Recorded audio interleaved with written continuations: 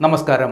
കോവിഡിന് പിന്നാലെ ലോകം മറ്റൊരു മഹാമാരിയുടെ പിടിയിലേക്കാണോ എന്ന ആശങ്ക ശക്തമാകുന്നു. കോവിഡ് മഹാമാരി പടർത്തിയത് കൊറോണ വൈറസ് ആയിരുന്നെങ്കിൽ ഇക്കുറി ഭീതി പരത്തി പടർന്നു പിടിക്കുന്നത് മാരകമായ ബാക്ടീരിയയാണ്.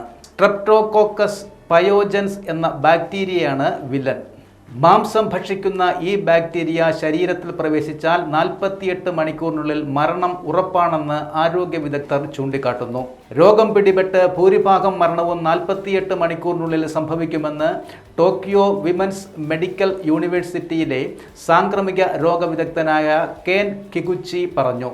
രാവിലെ കാലിൽ വീക്കം കണ്ടാൽ ഉച്ചയോടെ കാൽമുട്ടിലേക്ക് വ്യാപിക്കുകയും 48 മണിക്കൂറിനുള്ളിൽ മരിക്കുകയും ചെയ്യുമെന്നും അദ്ദേഹം പറയുന്നു. 2022-ൽ 5 യൂറോപ്യൻ രാജ്യങ്ങളിൽ ആ രോഗം റിപ്പോർട്ട് ചെയ്യപ്പെട്ടിരുന്നതായി ലോകാരോഗ്യ സംഘടന പറയുന്നു. സ്ട്രെപ്റ്റോകോക്കൽ ടോക്സിക് ഷോക്ക് സിൻഡ്രോം എന്നാണ് ഈ ബാക്ടീരിയ മൂലമുണ്ടാകുന്ന രോഗത്തിൻ്റെ പേര്.